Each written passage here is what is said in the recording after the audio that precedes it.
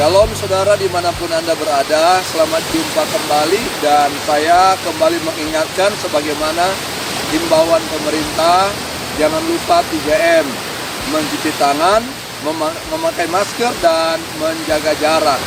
Hari ini jumpa kita lagi dengan Revival Your Soul. Saudara, saya ingin memberkati saudara lewat kebenaran firman Tuhan di pagi hari ini, yang saya akan baca dari Mazmur 121 ayat 1 sampai ayatnya yang ke-8. Aku melayangkan mataku ke gunung-gunung, dari manakah akan datang pertolonganku? Pertolonganku ialah dari Tuhan yang menjadikan langit dan bumi. Ia takkan membiarkan kakimu goyah, penjagamu tidak akan terlelap. Sesungguhnya tidak tertidur penjaga Israel. Tuhanlah penjagamu, Tuhanlah naunganmu di sebelah tangan kananmu. Matahari tidak menyakiti engkau pada waktu siang, atau bulan pada waktu malam. Tuhan akan menjaga engkau terhadap segala kecelakaan. Ia akan menjaga nyawamu. Tuhan akan menjaga keluar masukmu dari sekarang sampai selama-lamanya. Saudara, Daniel adalah seorang yang diselamatkan Tuhan dari gua singa yang harus dihadapi oleh karena tidak menyembah patung tuan Nebukadnezar. Sadrak, Mesak, Abednego diselamatkan Tuhan dari dapur api yang menyala-nyala, yang dilipat gandakan nyalanya, yang begitu panas. Begitu juga dengan kita, mungkin ada banyak persoalan, ada banyak tantangan, ada banyak masalah yang besar yang saudara mungkin hadapi. Tapi ingatlah bahwa ketika Daniel, Sadrak, Mesak, Abednego bisa diselamatkan oleh Allah, maka hal yang sama Tuhan pasti kerjakan untuk menolong saya dan saudara di tengah badai, di tengah persoalan, di tengah masalah yang kita hadapi. Pemazmur mengungkapkan, aku melayangkan mataku ke gunung-gunung. Saat situasi yang sulit, dari manakah datang pertolongan? Di sana pemazmur tidak menemukan pertolongan yang bisa membawa dia keluar dari situasi tersebut. Hanyalah dalam Tuhan ada pertolongan. Sehingga saya mau katakan kepada saudara hari ini bahwa hanya dalam Tuhan saja ada pertolongan. Ketika kita melihat alam sekitar, melihat mungkin gunung-gunung, melihat laut, gelombang gelora yang datang menghantam kehidupan kita, tapi ingatlah, Tuhan berjanji, Dia memberikan pertolongan yang terlalu tepat pada waktunya, yang tidak akan pernah membawa kita kepada kekecewaan, tapi menikmati bahwa kebahagiaan yang luar biasa. Ketika kita memandang segala sesuatu, kita berkata, benar, hanya Tuhan saja pertolongan kita. Lalu bagaimana dan mengapa hanya dalam Tuhan saja ada pertolongan itu? Poin demi poin saya akan bagikan bagi saudara pada pagi hari ini. Pertama-tama, dalam ayatnya yang ketiga dia katakan di sana bahwa Ia takkan membiarkan kakimu goyah dan penjagamu tidak akan terlelap. Poin yang pertama adalah Dia Allah yang tiada batasnya. Dia Allah yang tiada batasnya. Dahulu, kemarin, hari ini, sampai selama-lamanya Dia Allah yang tak terbatas. Pertolongan manusia hanya terbatas kepada kebatasan manusia itu sendiri. Hanya satu kali, dua kali, tiga kali mungkin Dia bisa menolong. Selebihnya Dia tidak bisa buat apa-apa dengan hidup kita.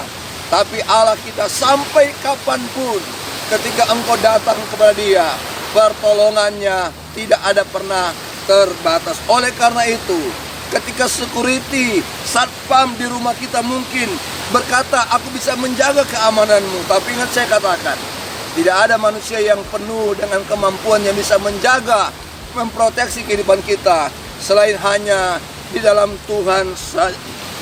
Selain hanya dalam Tuhan saja. Kenapa? Karena security, keamanan bisa tertidur lelap. Tapi Allah kita, Allah tidak pernah tertidur lelap sedikit pun. Dia menjaga kita, melindungi kita, menedungi kehidupan kita, supaya kita boleh menikmati kebahagiaan yang luar biasa. Allah dapat mengkatupkan mulut singa untuk tidak berbuat apa-apa dengan Daniel. Allah bisa membuat supaya apa? Dapur api yang menyala-nyala tetapi di dalamnya ada Sadrak, Mesak, Abednego. Tuhan jaga, Tuhan lindungi. Sedikit pun tidak ada rasa kebakaran dalam tubuh mereka.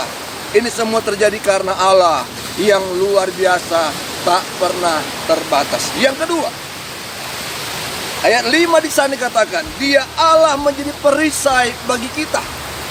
Bicara perisai artinya alat untuk melindungi diri pada masa peperangan.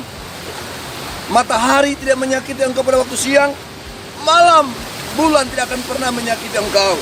Karena Allah selalu membatasi kehidupan kita.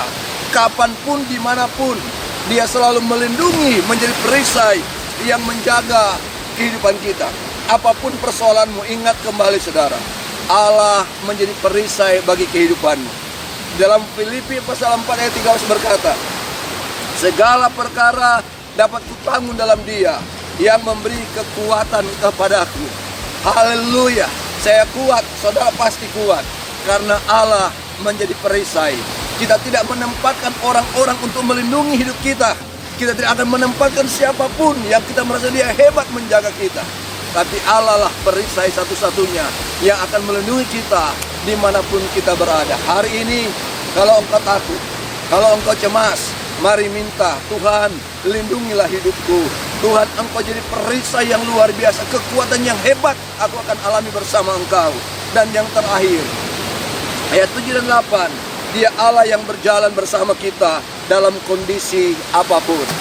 Jadi kalau engkau kecewa hari ini, berkatalah kepada Allah, Dia Allah akan terus berjalan bersama kita dalam situasi kondisi apapun.